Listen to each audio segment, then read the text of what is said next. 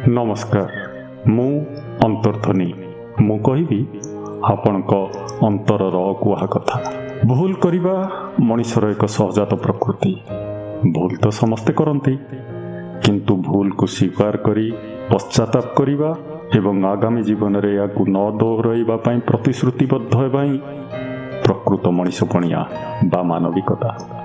सेथिपाई अंतर्ध्वनि कहे, भूल करी सारा जीवन जलिबा अपेक्षा भूल को स्वीकार करी समस्त को आपणार करिनेबारे ही आनंद मिले। सेमती एक भूल को नहीं आजिर गल्प भूल। हाथ ठारी पाखक डाकिले अनिता। पाखक आसिले ललित। पचारिले, कौन हैला? कौन किछि कहिबो? हाँ गोटे कथा कहिबी, रखिबो? कौन कुह? पचारिले ललित। जीवन 30 वर्ष तुम हाथ धरी चलला परे भी मते गोटे कथा कहीं आज भारी कष्ट दउछि। मते लागुछि मोर केउठी किछि भूल रहि गला कि? अरे तमे सेमिति कहीं भाबुछ? बरं मु तुम पाखरे भूल करिछि, तुमको अवहेला करिछि।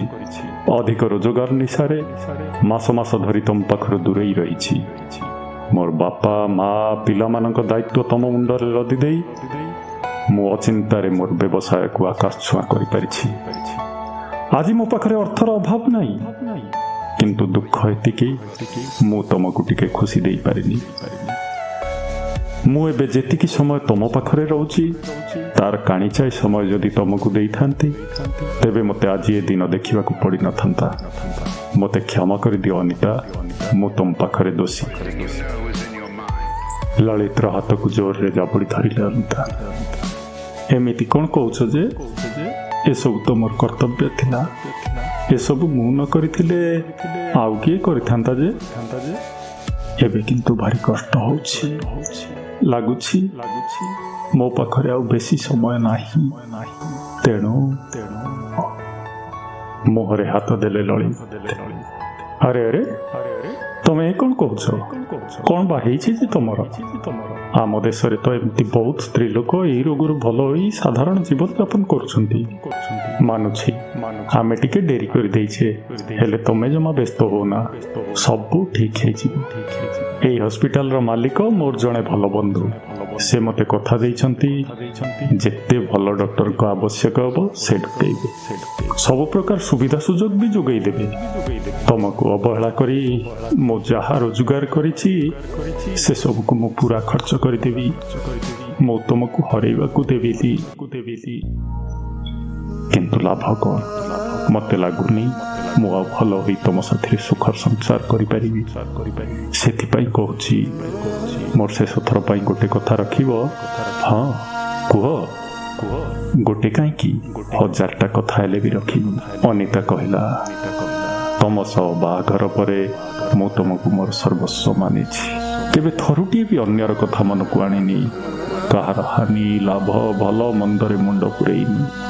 सासु ससुर पिला माने आ तुमको नहीं आम छोटिया संसार भितरे मोर जीवन को मु सफलतार सह आज पर्यंत काटी आसीछि। किंतु काहीकि केजाणी किछि अतीत मोर एई शेष जीवनटा को विचलित करि पकौछि। मते लागुछि मु किछि भूल करिनि तो सेतिपाई ना मु शांति रे बंची पारुछि ना शांति रे मरि पारिबी।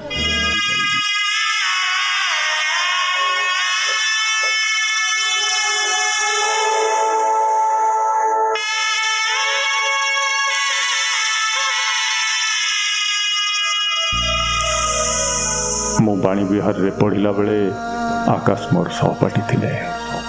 देखिबा को सेतेटा सुंदर नथिले भी तांकर कथा कहिबार शैली, साथी मानक प्रति तांकर व्यवहार और सर्वोपरि अर्थशास्त्र रे तांकर पांडित्य देखी मु तांक प्रति आकृष्ट होई पड़िली। मोर तांक प्रति दुर्बलता अछि कि नाही ए कथा से जानंतु बा न जानंतु प्रथमे से मो आड़क बंधुतार हाथ बढ़ाइथिले।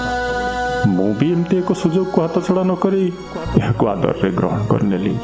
आमर बंधुता धीरे धीरे आमको एते दुर्बल करितेला जे आमे परस्पर ठारू दंडे मात्र अलगा रहि पारनुथिलु। खरा दिन छुट्टी मो पाई गोटे जुग परि लागुथिला।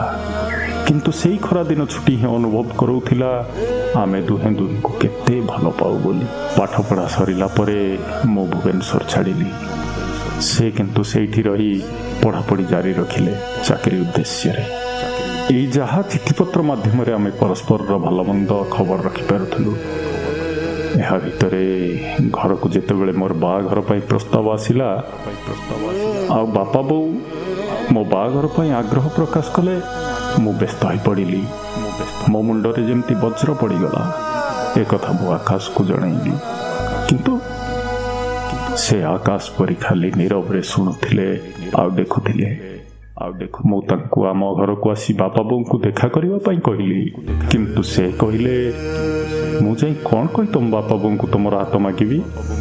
କ'ଣ ଏଇଆ କହିବି ଯେ ମୁଁ ଗୋଟେ ବେକାର ଆଉ ଆପଣଙ୍କ ଝିଅକୁ ବିବାହ କରିବାକୁ ଚାହେଁ?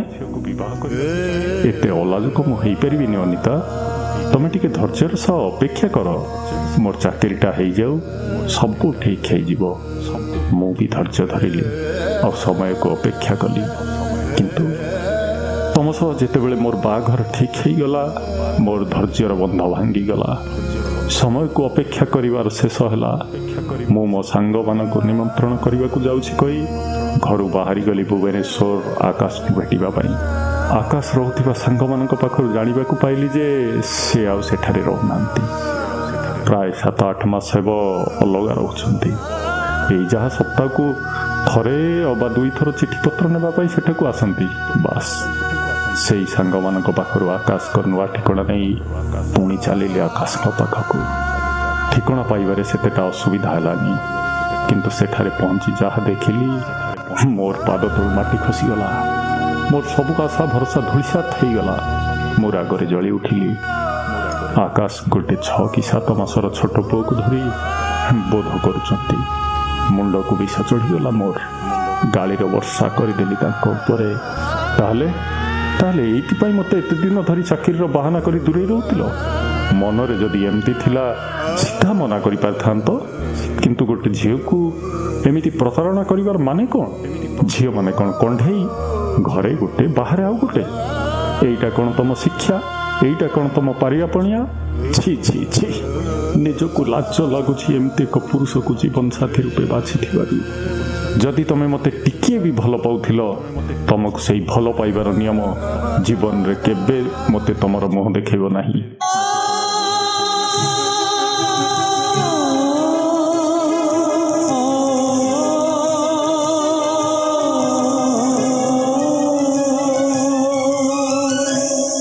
ଚୁପଚାପ ମଥା ପାତି ଶୁଣୁଥିଲେ ଆକାଶ। ସେ କିଛି କହିବା ପୂର୍ବରୁ ମୁଁ ସେଠାରୁ ଫେରି ଆସିଲି। ଆଉ ତାପରେ ଆମର ବାହାଘର। କିନ୍ତୁ ଏବେ କାହିଁକି ସେଦିନର ତାଙ୍କର ସେ କରୁଣ ଚାହାଣୀ, ଆଖିରେ ଆଖିଏ ଲୁହ, କିଛି କହିବା ପାଇଁ ଥରି ଉଠୁଥିବା ଓଠ ମୋ ମନ ଭିତରକୁ ଧସେଇ ପଶି ଆସୁଛି? କିଛି ଭୁଲ ହେଇଯାଇନି ତ?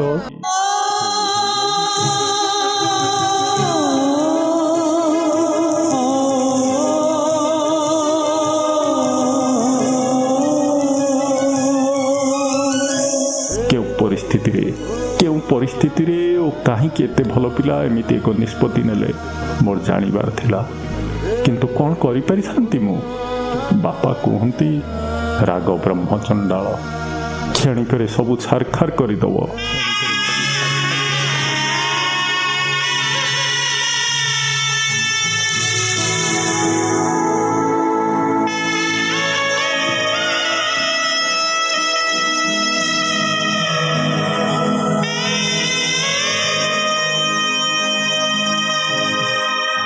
ଥରି ଉଠିଲା କଣ୍ଠ, ଆଖିରୁ ଝରିଲା ଲୁହ, ଯନ୍ତ୍ରଣାର ବନ୍ଧ ଭାଙ୍ଗିଲା ଦେହ। ଲଳିତ, ମୋର ଏଇ ଶେଷ କଥାଟିଏ ରଖ। ମୋର ଫେସବୁକ୍ ଓ ହ୍ୱାଟ୍ସଆପ୍ରେ ଥିବା ମୋ ସାଙ୍ଗମାନଙ୍କ ଠାରୁ ଆକାଶଙ୍କ ନମ୍ବର ଆଣି ତାଙ୍କୁ ମୋ ସହ ଟିକେ ଭେଟ କରେଇ ଦିଅ। ମୁଁ ତାଙ୍କର ସେଦିନର ରହିଯାଇଥିବା କଥାଟାକୁ ଜାଣିବାକୁ ଚାହେଁ, ତାଙ୍କ ମୁହଁରୁ ଶୁଣିବାକୁ ଚାହେଁ। କାହିଁକି ସେ ଏମିତି କଲେ? ଜୀବନରେ ତମକୁ କିଛି ମାଗେନି, ଥରୁଟିଏ ଅଳି କରି ମାଗୁଛି। ଏଇ ଗୋଟିଏ ଅଳି ରଖିବନି?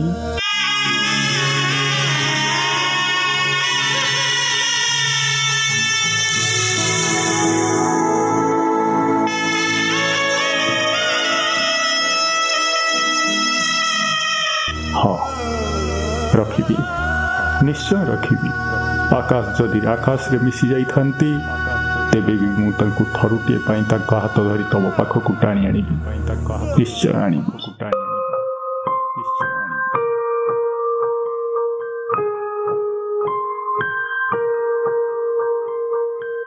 ଆକାଶ ଏବେ ଏବେ ତାଙ୍କର ଅବସରକାଳୀନ ସମର୍ଥନା ସଭାରୁ ଫେରିଲେ। ଦୀର୍ଘ ଦିନର ଶିକ୍ଷକତା ଯାତ୍ରାର ଆଜି ଯବନିକା। ଛାତ୍ରଛାତ୍ରୀ ସହକର୍ମୀମାନେ କଲେଜରୁ ଏକ ପଟୁଆରରେ ଆଣି ଘରେ ଛାଡ଼ି ଦେଇଗଲେ। କେମିତି ବା କରିନଥାନ୍ତେ? ସେମାନେ ନିଜର ଅତି ପ୍ରିୟ ଆକାଶ ସାର୍ଙ୍କୁ ଆଜିଠାରୁ ଆଉ କଲେଜରେ ପାଇବେନି ଯେ। ଆକାଶ ସାର୍ ଥିଲେ ଆକାଶ ପରି ଶାନ୍ତ, ନିର୍ମଳ ଆଉ ସୁନ୍ଦର। ଘରେ ପହଞ୍ଚି ଗୋଡ଼ ହାତ ଧୋଇ ସୋଫା ଉପରେ ଥକ୍କା ମାରି ବସି ପଡ଼ିଲେ। ଦୀପୁ ଆସି କହିଲା, ବାପା, ଏକ ଅଜଣା ନମ୍ବରରୁ ତମ ପାଖକୁ ଫୋନ୍ ଆସିଥିଲା। ତମେ ତ ଫୋନ୍କୁ ଆଜି ଭୁଲରେ ଘରେ ଛାଡ଼ି ଦେଇ ଯାଇଥିଲ। ମୁଁ ଅଫିସରୁ ଫେରି ଦେଖିଲା ବେଳକୁ ପ୍ରାୟ 20ରୁ ଅଧିକ ମିସ୍ଡ କଲ୍। କାଳେ କାହାର ନିହାତି ଦରକାର ଥିବ ଭାବି କଲ୍ କରିଦେଲି। କେହି ଲଳିତ ଅଙ୍କଲ ବୋଲି କହିଲେ, ତମକୁ ଖୋଜୁଥିଲେ, ଭାରି ବ୍ୟସ୍ତ ବି ଲାଗୁଥିଲେ। କହିଥିଲେ ତମେ ଆସିଲେ ତମକୁ ଜଣେଇ ଦେବା ପାଇଁ ଆଉ ତାଙ୍କ ସାଙ୍ଗେ ସାଙ୍ଗେ କଲ୍ କରିବା ପାଇଁ। ହଉ, ମୁଁ ଦେଖୁଛି। ଡେରି ହେଲାଣି, ତୁ ଖାଇଦେଇ ଶୋଇବୁ ଯା। ମୁଁ ଆଉ ଏବେ କିଛି ଖାଇବିନି। ପିଲାମାନେ ବାଧ୍ୟ କରି ବହୁତ ଖୋଇ ଦେଇଛନ୍ତି। କଲ୍ କଲେ ଆକାଶ।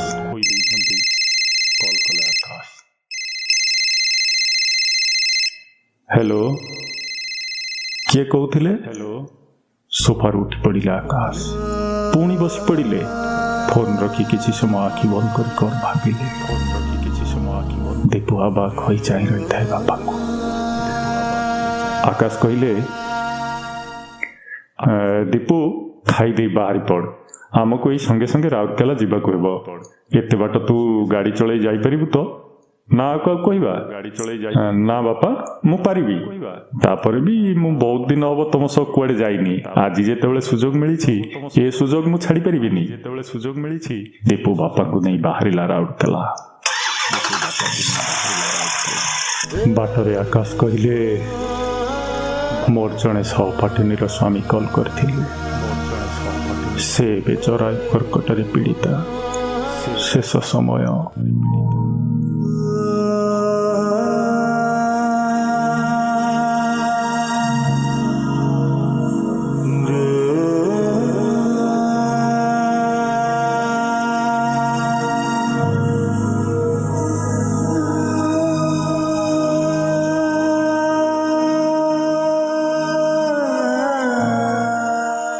କଣ୍ଠ ବାଷ୍ପରୁଦ୍ଧ ହୋଇଉଠିଲା।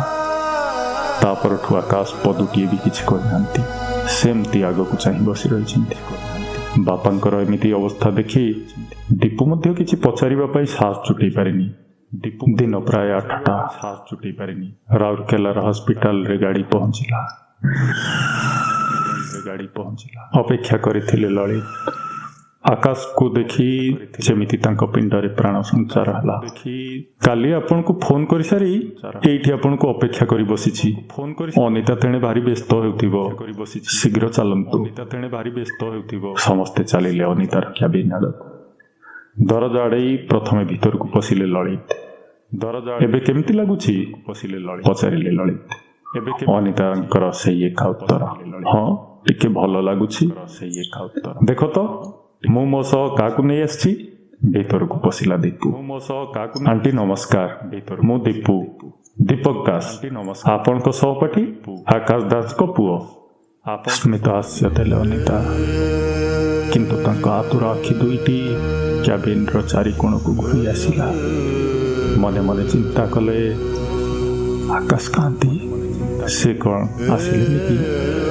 ବ୍ୟସ୍ତ ହୋଇ ପଚାରିଲା ଅନିତା, ବାପା କି ବୋଉ କେହି ଆସିନାହାନ୍ତି କି?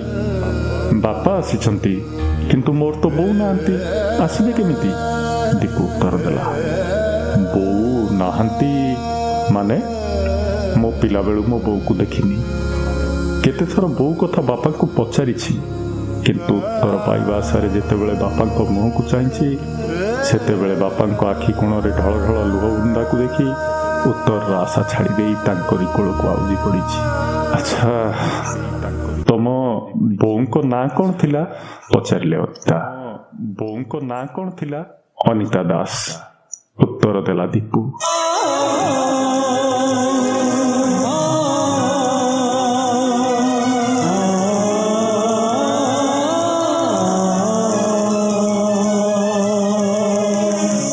ଚମକି ପଡ଼ିଲେ ଅନିତା। ଆଖିରେ ଲୁହ ଗୁଡ଼ାକ ବନ୍ଧ ଭାଙ୍ଗିବାକୁ ସଜାଗ ହେଉଥିଲେ। ଲଳିତ ଡାକିଲେ, ଆକାଶ ବାବୁ ଭିତରକୁ ଆସନ୍ତୁ। ଡାକିଲେ। ଦୀର୍ଘ ନିଶ୍ୱାସ ଛାଡ଼ିଲେ ଅନିତା। ଭିତରକୁ ଆସିଲେ ଆକାଶ। ଲଳିତ କହିଲେ, ଦୀପୁ ଆସ ଆମେ ବାହାରକୁ ଯିବା। ସେ ଦୁଇ ବନ୍ଧୁ କଥା ହୁଅନ୍ତୁ। ନୀରବ କୋଠରୀ। କିଛି ମୁହୂର୍ତ୍ତ କଟିଗଲା। ଅନିତାଙ୍କର କ'ଣ ହୋଇଥିଲା ଆରମ୍ଭ କଲେ ଅନିତା। ପୁଣି ଝଗଡ଼ା କରିବ ନା କ'ଣ? ନା, ଏମିତି ପଚାରିଦେଲି। କିଛି ହେଇନି ତାଙ୍କର, ସେମିତି ଅଛନ୍ତି ସେ। ତେବେ ଦୀପୁ ଏବେ କହିଗଲା ଯେ ସେ ତାର ମାଆକୁ କେବେ ଦେଖିନାହିଁ ବୋଲି। କେମିତି ଦେଖିଥାନ୍ତା?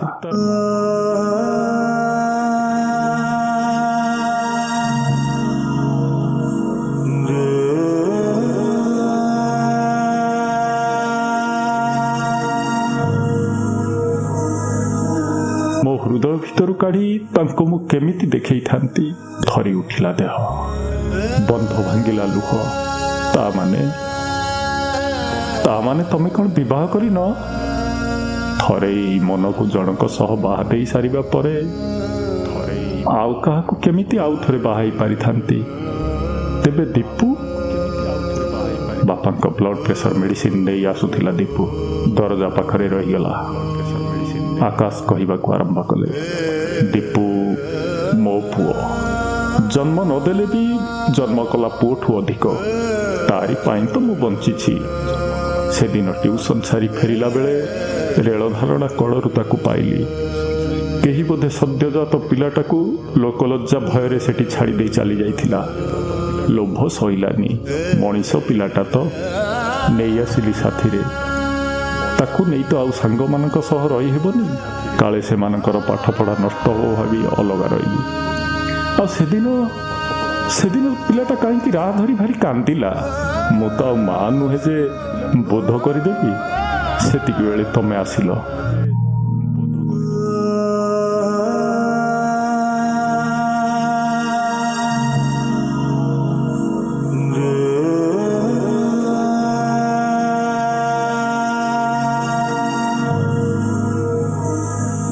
ଭୋ ହେଇ କାନ୍ଦି ଉଠିଲେ ଅନିତା। ମୋର ଭୁଲ ହେଇଗଲା। ବେଡରୁ ଉଠି ଆସୁଥିଲେ ଅନିତା। ପାଖକୁ ଦୌଡ଼ିଗଲେ ଆକାଶ। ତମେ ଶୋଇ ରୁହ, ଆଜି ପାଇଁ ତ ମୋ କଥା ଟିକେ ମାନିଯାଅ। ଆହୁରି ଜୋରରେ କାନ୍ଦି ଉଠିଲେ ଅନିତା।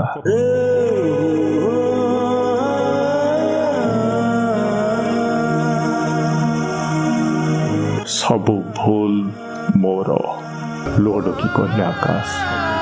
ସେ ପରିସ୍ଥିତିରେ ତମର ରାଗିବା ଠିକ୍ ଥିଲା, କିନ୍ତୁ ମୁଁ ଯଦି ତମକୁ ଟିକେ ଅଟକେଇବାକୁ ଚେଷ୍ଟା କରିଥାନ୍ତି, ତମ ରାଗ ବି ଟିକେ ଶାନ୍ତ ହୋଇଯାଇଥାନ୍ତା।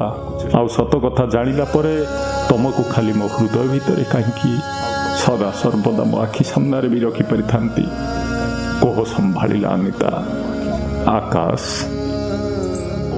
ଏ ଜନ୍ମରେ ନହେଲା ନାହିଁ, ଆର ଜନ୍ମକୁ ମୋର ସବୁ ଭୁଲକୁ କ୍ଷମା କରି ତମେ କ'ଣ ମୋତେ ଆପଣାର କରିପାରିବ? ଆର ଜନ୍ମ କାହିଁକି, ଏ ଜନ୍ମରେ ବି ତମେ ମୋର ହେଇ ରହିଛ। ସବୁ ଜନ୍ମରେ ବି ମୋର ହେଇ ରହିବ। ତମେ କେବଳ ସବୁ ଜନ୍ମରେ ବି ମୋର ହେଇ ରହିବ। ଓଃ, କି ଶାନ୍ତି! ସବୁ କଷ୍ଟ ଯେମିତି କୁଆଡ଼େ ମିଳେଇ ଯାଉଛି ଶୂନ୍ୟରେ। ଦେହ ମନ ହାଲକା ହେଇ ଉଡ଼ି ଯିବାକୁ ଉଦ୍ୟତ ହେଉଛନ୍ତି। ଓଠ ତଳେ ଟିକିଏ ହସର ଧାର ଉକୁଟି ଆସୁଛି। ଆକାଶର ହାତ ଉପରେ ଅନିତାର ହାତ ମୁଠାଟା କଷି ହେଇଯାଉଛି। ଚାରିଆଡ଼େ ରଙ୍ଗର ପସରା ମେଲି ହେଇଯାଉଛି। ମନ୍ଦ ମନ୍ଦ ମଳୟ ପବନ ବାଜି ସାରା ଦେହଟା ଧୀରେ ଧୀରେ ଥଣ୍ଡା ହେଇଯାଉଛି। ଜୋରରେ କାନ୍ଦି ଉଠିଲି ଆକାଶ। କ୍ୟାବିନ୍ ଭିତରକୁ ଧସେଇ ପଶି ଆସିଲେ ଲଳିତ ଓ ଦୀପୁ। ଦୀପୁ ଆଖିରେ ଆଖିଏ ଲୁହ। ତା ମନ ଭିତରେ ତାକୁ ଯେମିତି କିଏ କହୁଥିଲା, ସବୁ ଭୁଲ ତୋର।